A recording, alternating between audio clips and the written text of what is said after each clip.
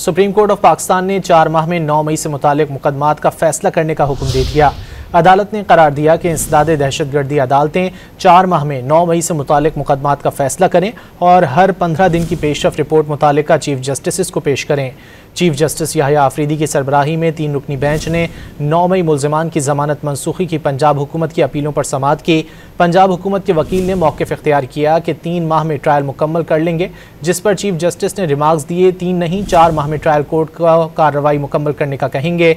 खदीजा शाह के वकील ने मौक़िफ़ इख्तियार किया कि 4 माह में ट्रायल कैसे मुमकिन होगा, मेरी मौकिला के खिलाफ कई मुकदमात दर्ज हैं। दौरान समाअत चीफ जस्टिस पाकिस्तान ने हुक्मनामा लिखवाते हुए कहा कि अदालत को बताया कि ATCs और हाई कोर्ट्स ने शवाहिद का दुरुस्त जायजा नहीं लिया।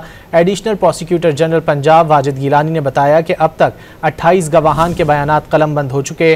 कानून वाज़ेह है कि ATCs में ट्रायल रोज़ाना की बुनियाद पर होगा। ट्रायल कोर्ट में मुल्ज़िमान के दीगर दर्ज मुकदमात की वजह से हुकूक मुतासर न हों।